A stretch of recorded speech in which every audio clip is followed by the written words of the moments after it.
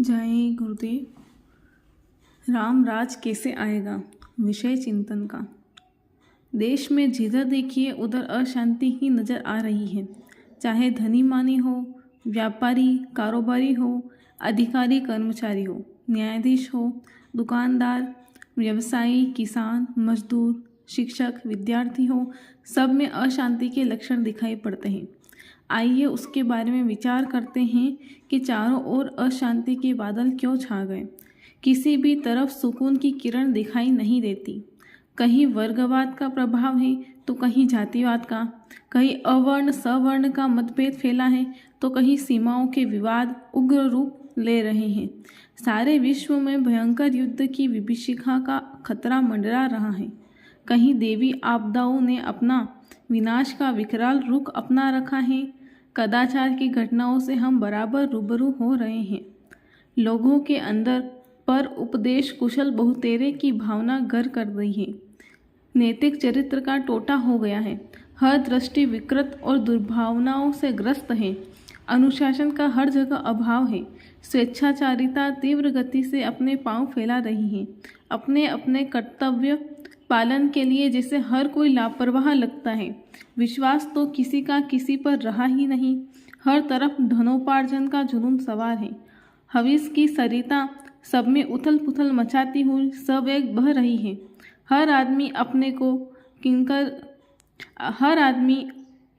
को ठगा सा महसूस कर रहा है।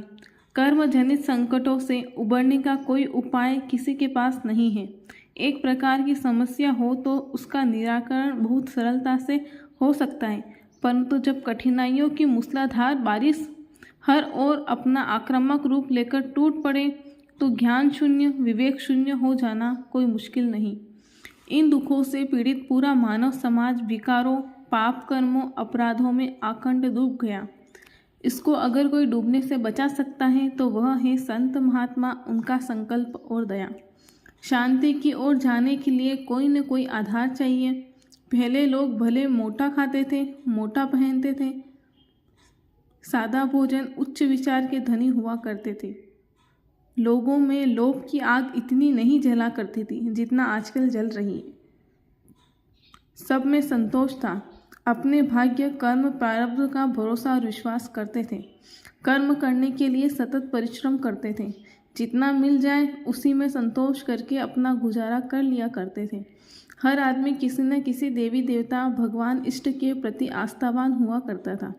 सुबह उठने पर पूजा पाठ, आराधना, ग्रंथों के पाठ आदि धार्मिक क्रियाओं से अपनी दिनचर्या शुरू करते थे।